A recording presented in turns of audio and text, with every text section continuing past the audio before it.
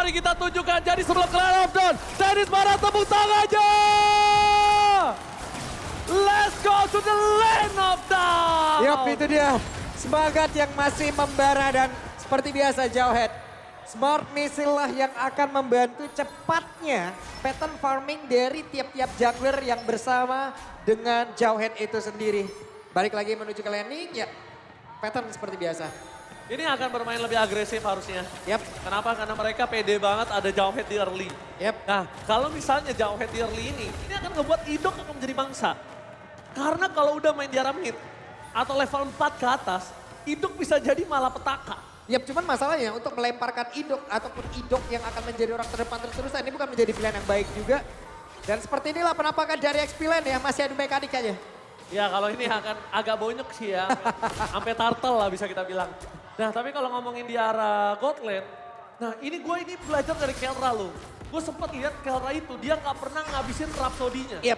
Dia selalu ketika peluru terakhir yang mengeluarkan energinya banyak, di stop sama dia. Bahkan kalau minionnya udah habis, itu pasti di stop sama dia. Yang paling kelihatan itu apabila dia kayak membantu kayak ngambil ke orange buff atau purple buff gitu. Itu kelihatan banget naik turunnya. Jadi setengah dia lepasin, setengah dia lepasin, setengah dia lepasin. Bakal terus-terusan kayak begitu. Jadi Rhapsody-nya ada terus dan itu adalah salah satu trik ya teman-teman ya. Kalian yang mungkin bermain Granger, kalian bisa menggunakan hal tersebut. Dan belum ada sebuah hal yang memang benar-benar dilakukan juga oleh masing-masing pemain dari tiap-tiap tim ini. Karena dengan ada Turtle yang muncul, dua roamer dari masing-masing tim sudah langsung menampakkan wujudnya. Sudah langsung set up dan siapakah yang akan langsung men-take over Turtle tersebut. Kalau setup kali ini mungkin masih bisa dimenangkan oleh Onyx Philippines. Pertama, lihat dia udah ada Brusco di sana. Idok belum ada Implosion, dia cuma punya Secret Hammer. Dan kita lihat apakah Susujin berani masuk ke dalam. Idok mencoba untuk mengusir sosok dari seorang Kirk. Meanwhile di sana Reset terkena Shadow Kill. Gak ada Crimson Bacon lagi, tapi damage-nya masih belum cukup. Riz masih selamat, backline-nya bakal coba dihajar selain Zayn. Ada bahkan Susujin berhasil men-take down permasukan dari tim Onyx Philippines di backline. Kang versus everybody seperti biasanya, tapi Kirk terlalu kuat walaupun harus tumbang. Dan Turtle pertama masih bisa diamankan oleh para pasukan dari tim RRQOC harusnya. Brusco, one last man standing yang gak akan ada jalan untuk pulang. Meanwhile, sosok Super Prince dengan Loi-nya berhasil mendapatkan double kill. Setidaknya at least dalam kegagalan mereka mendapatkan Turtle, 2 poin kill mereka dapatkan. Yap. 2 game tanpa mendiskreditkan hero yang lain kembali. Polveus yang mengambil peran untuk bisa ya. Benar-benar untuk bisa menghabiskan soft skill yang ada untuk bisa ngezoning player yang ada. Paket komplit dari Polveus benar-benar ditunjukkan di tiap permainan di game yang pertama dan di Turtle barusan. Ya, Turtle pertama memang kalau data juga sebenarnya emang Joy yang punya power akan Turtle pertama. Iya. Tapi selanjutnya ini akan berbahaya untuk Rince. Rince juga harus nyimpen Crimson Bacon-nya. Gak bisa sembarangan. Kayak tadi, ketika udah gak ada flicker, karena Crimson Bacon, dia gak punya jalan untuk pulang. Untung aja damage-nya King Kong itu gak cukup. Belum cukup tadi. Bayangin kalau damage-nya cukup. Rince tumbang, powernya jadi 4 versus 5, itu gak akan adil untuk para pasukan dari RRQOC.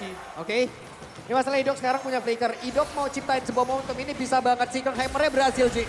Yes, tapi di depan sana Kirk bakal coba untuk mundur dengan ada Cloud Pathway, bakal coba ditarik-tarik. Gak ada yang berani masuk dan itu dia. The power of Super Prince dengan Loi-nya. Bermain dari front to back kayaknya bukan jawaban untuk RRQ.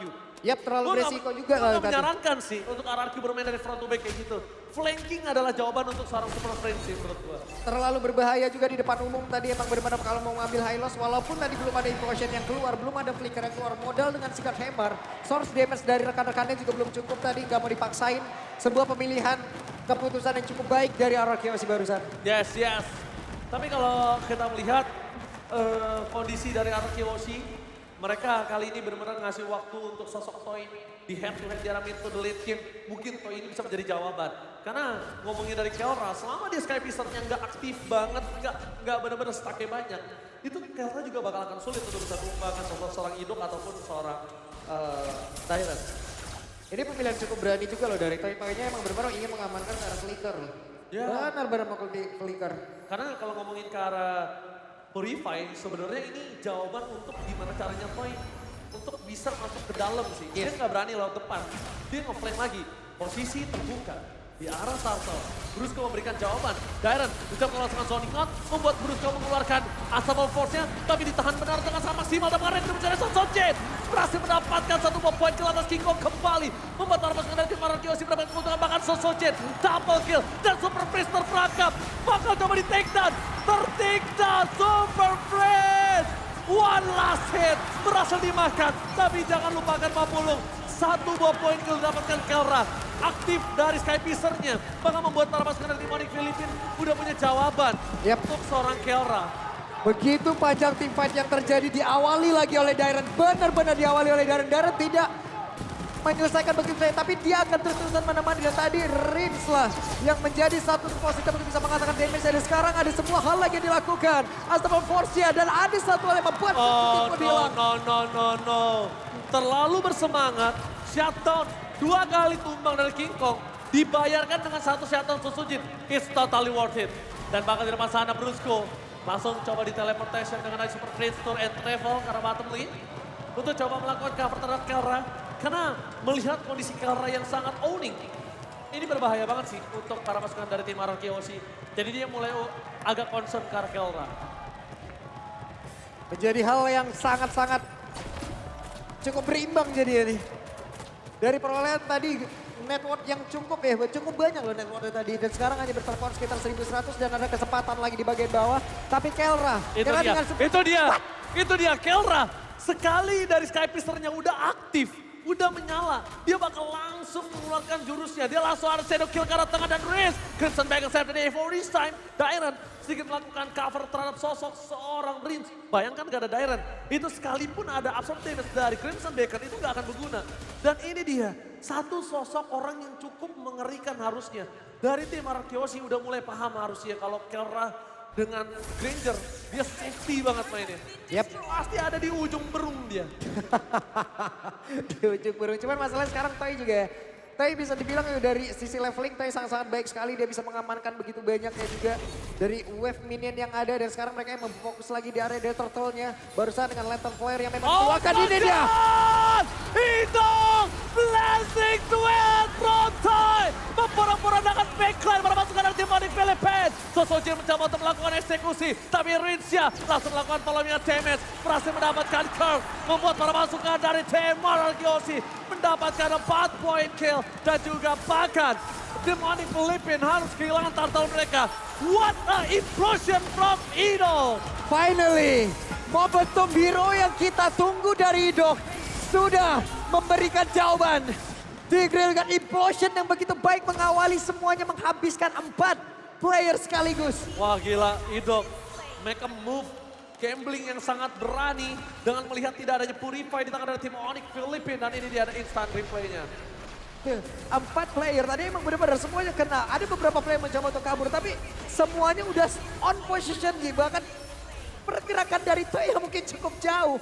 Yes. Let's go langsung blazing duet ya. Itu dia blessing duet turunan legacy dari sosok seorang Skylar yang diturunkan ke arah Toy kali ini. Benar-benar membuktikan kalau Toy mampu untuk catch up dengan gameplay yang dimiliki dari tim Mararkyoshi. Luar biasa permainan dari tim Mararkyoshi. Mereka tinggal ingat di game yang pertama mereka juga owning. Tapi comeback terjadi. Jangan sampai hal itu terjadi kembali. Dan untungnya Kelra dari Sky Piercer-nya kali ini udah terkena 1 kali pengurangan. 1 pemotongan ya. 1 kali pengurangan. Oke, ada beberapa terhadap dari Sky Piercer. Cuman sekarang mereka juga benar-benar harus aware lagi ya terhadap perpindahan tempat. Mereka juga harus aware bagaimana menjalankan lagi dari wave minionnya. Mereka punya cloud, mereka bisa manfaatkan itu. Mereka bisa menghancurkan laning atas mereka lalu lari ke tengah lagi. Itu seperti apa? Cuman dengan adanya pergerakan dari ini Super Prince. Ini bisa ada di mana-mana loh. Nah, late game-nya yang mengerikan. Kenapa aku bilang tadi jangan sampai mereka terlena dengan kemenangan 2.000-3.000 gold ini? Karena ingat masih ada Hayabusa, masih ada Lowi. Ini Lowi-nya untungnya nggak pakai Purify. Jadi satu Idok tuker Lowi bener-bener worth it banget. Gak bakal ngerugi untuk Mararkyoshi. Bahkan Onyx Philippines yang akan ngerugi. Dan yang aku agak khawatirkan adalah kalau Super Fringe Tour and Travel ini dipakai untuk split push-nya Hayabusa. Itu yang worry. Waduh. Sulit juga tuh ya. Iya sulit juga makanya. yang bisa nahan siapa? Toy atau enggak Dairen mungkin. Kecuali memang mungkin ada item-item yang memang bisa menahan itu semuanya juga. Entah Winter Crown nanti memang sudah ada. Dan kemungkinan kayak ini menurut gue ini Winter Crown udah paling enak juga untuk Stoy. Oke, tapi di depan sana para pasukan dari tim RRQ Hoshi udah ngebuka badan menuju ke arah Ward yang terhormat. Meanwhile, para pasukan dari tim RRQ Hoshi akan mendetek di mana Super Prince akan melakukan teleportation. Di version yang belum terlihat dari seorang Riz, kelihatan Super Prince-nya one by one situation. Bakal coba di cover, Lot tidak dapat pada cover cukup. Idol! Blazing duet from Toy! Again! 2-point kill! Didapatkan tanpakan! Triple kill! Maniac masih terlalu jauh. Lord bergerak ke bottom lane. Susujin tidak akan tinggal diam. Dan ini dia. Salah satu legacy. A blazing duet from Toy.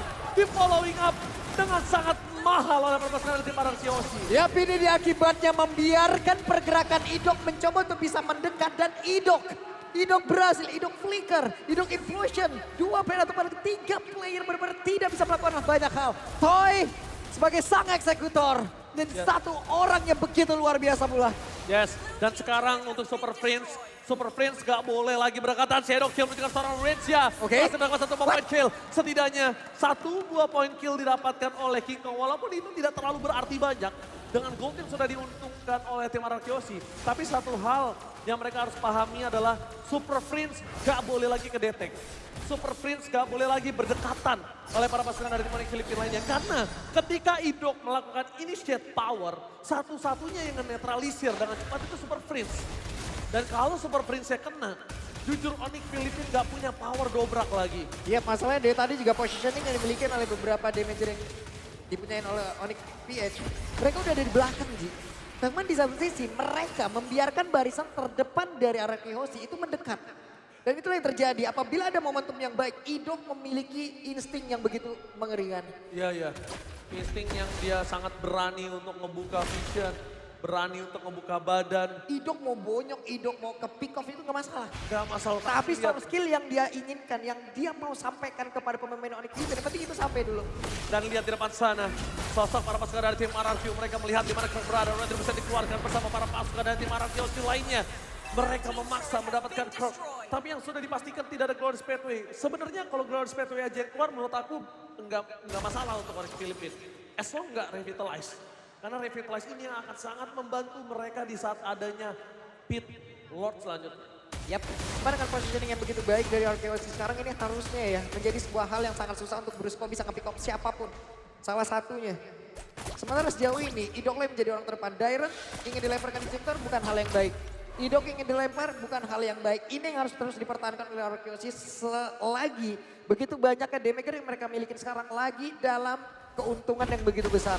Benar-benar besar walaupun di satu sisi ya, itemization yang dimiliki oleh Granger ini udah hampir full juga. Yes, dan kali ini menuju ke arah para pembuff yang bakal coba di zoning. Prince, ingat dia nggak boleh sembarangan untuk membuka badan. Oke, gue tahu dia adalah salah satu metal detektor untuk RRQ Hoshi. Tapi lihat King Kong, di mana King Kong berada untuk berhasil melakukan clear ini wise banget. Satu buah momentum yang bisa didapatkan King Kong, landing jauhnya itu didorong terlebih dahulu. Wow. Dengan ada dua yang diambil, War X sekarang juga udah diambil oleh Kelra tapi... Kotil? Oke, Kotil? Mereka mencari di mana seorang Susujin tapi ternyata sayang sekali. Tidak berhasil mendapatkan deteksi tapi nampaknya Idok! Flicker dikeluarkan, belum ada yang belum ada blazing duet from Toy. Flicker berjalan seorang Kelra tapi nampaknya shutdown! Shutdown terjadi, 2 shutdown di area berbeda. Tapi dengan Super Prince yang bebas, membuat para pasukan dari tim RRQ Hoshi mereka kewalahan. Surprise! Happy birthday! Double kill from Kelra! Dan bakal mereka mencari di mana Susujin berada. Kelra bakal gak bertahan. Dan ini dia, shutdown! Nowhere to run Kelra! Gak ada jalan untuk pulang. Dan Susujin save the day for RRQ Hoshi. Oke, kembali berimbang keadaan dengan stand up tadi yang begitu beresiko. Sebuah resiko dengan tidak membawa sebuah purify ini, Desi. Begitu gangguan terjadi, dia nggak bisa melakukan banyak hal dari toynya. Flicker tadi udah dikeluarkan. BMI nggak bisa karena momentumnya sisinya masih berjalan. Tapi kalau dari yang gue hitung ya, kalkulatnya ini masih berhasil untuk retribution. Oke. Dan itu dia, masih berhasil. Kenapa? Karena sedikit aja terlambat dari seorang Susujin nge-dealer damage atau dia ngebuka Lord, itu dia bakal telat. Gue pastikan Super Prince bisa dapetin Lord. Itu hampir Kalau loh tadi. dari Susujinnya telat aja buka Lord dikit. Itu tadi bener-bener udah dihantarkan loh itu loh. Udah travel udah jalan loh. Udah arrive dia tadi di situ, Ci. Yes, benar banget. Tapi lihat, dengan 5 pasukan dari tim RRQ Oshi, mereka mencoba untuk mendorong di 3 lane yang berbeda. Meanwhile, one by one situation dari bottom lane. Pak Produser boleh lihat ke arah bottom lane, masih terbagi. Dan Susujin mencari di mana King Kong berada. Ditutup begitu saja. Recall menjadi sebuah jawaban. Mid lane target utama mereka. Ada Super Prince, ada free hit, dan Dairon. Versus everybody, masuk lebih dalam. Damage dan Idok gagal mendapatkan siapapun. Hanya di depan mata. Free hit dan Idok, para pasukan dari tim RRQ Oshi. Mereka bakal coba dihantam dan pulang mundur ke arah belakang. Sky Pisar dari Kelra masih menyala. Defensif yang sangat kuat dengan adanya Loui, Kelra, dan bahkan hanya Kirk menjadi tumbal satu-satunya. Ini menandakan RRQ Oshi harus udah dalam sedikit kondisi lampu kuning. Ini sedikit terburu-buru loh. Apa yang dilakukan oleh RRQ Oshi barusan loh. 2 Winter Crown tadi benar-benar kepake. Begitu banyak source skill dan mereka tidak mendapatkan hal yang begitu baik. Kecuali dengan 2 best turret ini adalah standar dengan adanya Lord yang udah diambil. Selebihnya ini menjadi sebuah kerugian. Tapi semenjak adanya Lord yang berubah ya, menurut gua pribadi, Lord yang di 18 ke atas itulah nanti yang akan berubah segalanya. Yap, wajib ditemenin. Iya, ya. Dan sekarang kondisi yang gua lihat, RRQ Oshi udah masuk lampu kuning. Dia udah mulai sadar dengan owning gold yang banyak dari dirinya aja. Mereka nggak bisa nembus ke 3 base turret. Apalagi nanti ketika dari tim Onyx Filipin bakal drag game ini ke late game. Karena balik lagi kalau kita bisa lihat Sky Pisar. Gue nggak tahu ya Sky Pisarnya Kelra berapa. Maybe around 40 something lah. Yep. Harusnya ya. Itu tadi Ji yang udah gue bilang, dengan adanya Lord tadi yang udah berhasil mereka amankan, dengan base turret yang bisa dihancurkan, itu adalah standarisasi dengan adanya Lord tersebut loh. Selebihnya harusnya mereka bisa mendapatkan keuntungan, entah itu poin kill atau yang berlebih lah, atau mereka bisa mendapatkan hal yang lain lah. Tapi mereka tadi malah mendapatkan sebuah kerugian yang begitu luar biasa loh. 2 Winter Crown digunakan, 2 hero berhasil diambil. Oke, tapi nampaknya dengan ada Council Gaming Torrent Travel Toy! Wind of Nature at the name of this time! Gagal untuk mendapatkan point kill dengan ada Rose Gold Panther gak bisa menyelamatkan seorang Toy. Tapi Brusco juga tumbang menjadi satu buah korban jiwa. Para pasukan dari tim RRQ Oshi mulai coba mundur. Dan King Kong! Shadow Kill! Sandwich Gaming! Again! Kelra dengan ada permainan Sandwich berhasil mendapatkan 2 dan bahkan 3 pemain dari tim RRQ Oshi. Happy birthday! Super Friends Tour and Travel berhasil mengantarkan 2 point kill untuk tim Onyx Filipin, bahkan 3. Masuk menit hampir 18, awareness yang dimiliki oleh RRQ Oshi mereka harus meningkatkan berkali-kali lipat. Ada Super Prince dengan Luyi-nya, bukan user dari Luyi yang biasa-biasa, tapi ini begitu mengerikan. Dan positioning yang emang mereka lakukan barusan, pergerakan mereka lakukan barusan, ini mimpi buruk Oke, banget. Susujin, damage-nya terlalu sakit, mencari di mana King Kong berada, tapi Kelra! One by one situation! Gagal untuk mendapatkan Kelra, masih ada Immortality, shutdown terjadi, baik time yang dilakukan, tapi lihat Super Prince mencoba untuk mundur dengan Super Prince Tour and Travel-nya. Oke, mereka berhasil mendapatkan Kelra, tapi ada satu Lord, satu objektif yang harus mereka hilangkan lagi. Bukan Lord yang biasa-biasa saja, Lord dengan defense yang Beda begitu ini. tinggi. Ini beda Lordnya, tapi Toy masih ada Wind of Nature, masih punya Rose Gold Meteor, tapi itu hanya mendapatkan Kirk. Tidak cukup worth it, King Kong di depan sana, bahkan coba melakukan following update. Bahkan Brusco bahkan menjadi pada para pasukan dari tim RRQ Oshi dan Susujin. Targetnya mencari Super Prince, gagal mendapatkan satu momen kena blast dan Toy! Mencoba untuk mempura-pura dengan para pasukan dari tim Onyx Filipin dan fokus ke Rabes. Sang Raja berhasil mengeksekusi di game yang kedua. What a play for